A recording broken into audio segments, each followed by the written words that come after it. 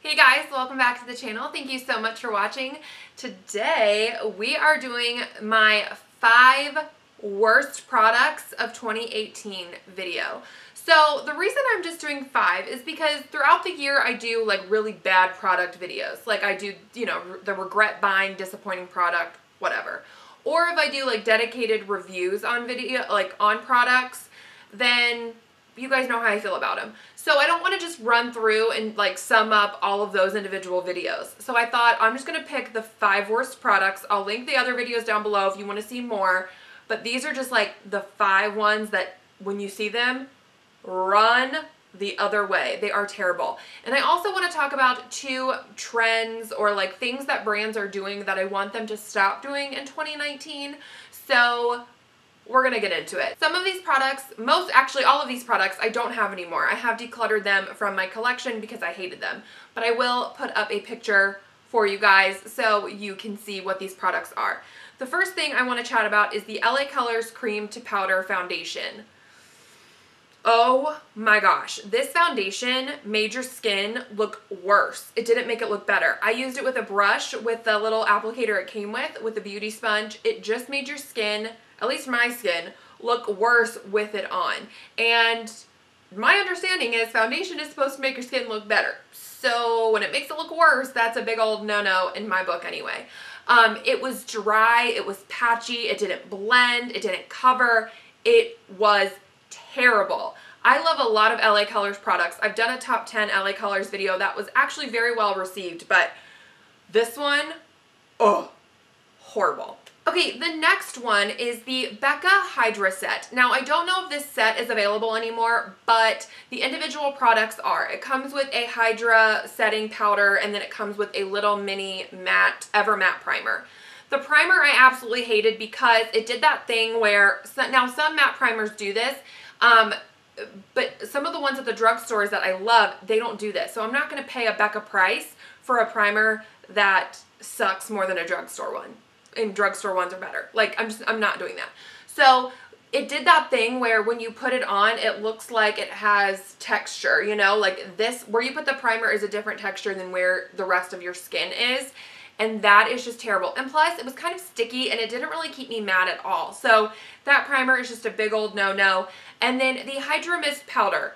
Cool concept. It feels cooling when you put it on. It feels like water. Like, it's a cool thing. I get it. But it changes color so badly. Like, it makes my under eye look so much darker than the rest of my face. And that's an area that I want to be highlighted. I want to bring that, you know, part of my face forward.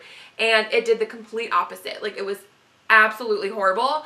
And so that little set or those individual products, I would just not ever invest in. Okay, the next one that I want to talk about is the L'Oreal Lip Pigment. Now, I did a full video on this, reviewing it, because I was like, what is this thing? This is the weirdest concept ever, but it could be really cool if it worked. Okay, but it didn't.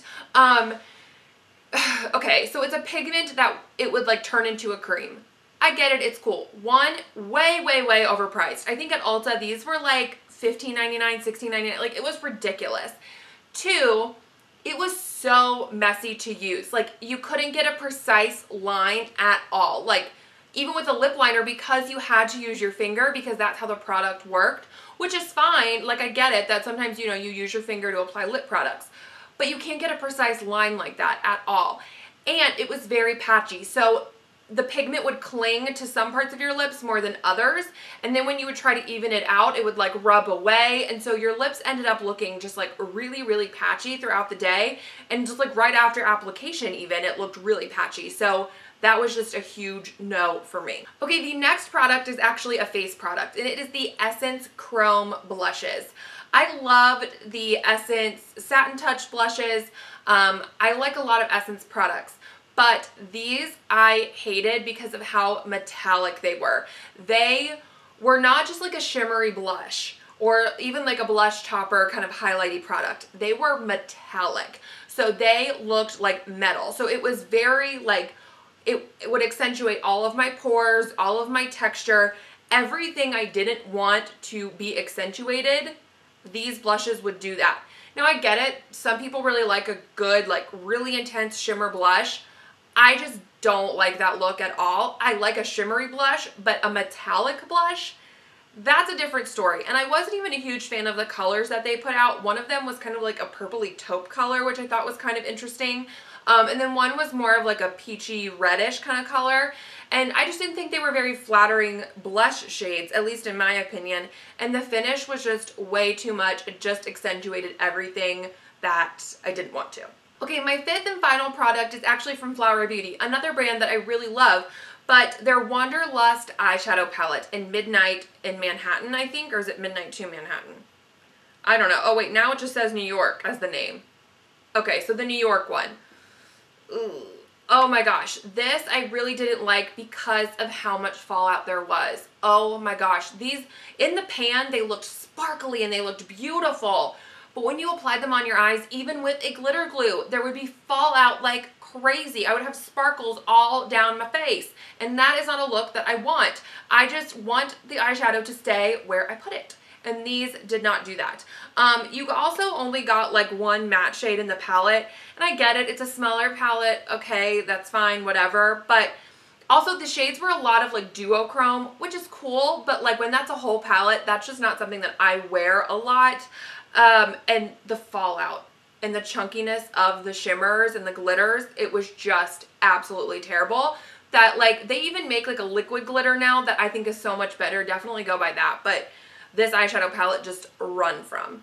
Okay, so those are all of the products that I wanted to touch on, but I do want to touch on two things that I really want brands to stop doing in 2019.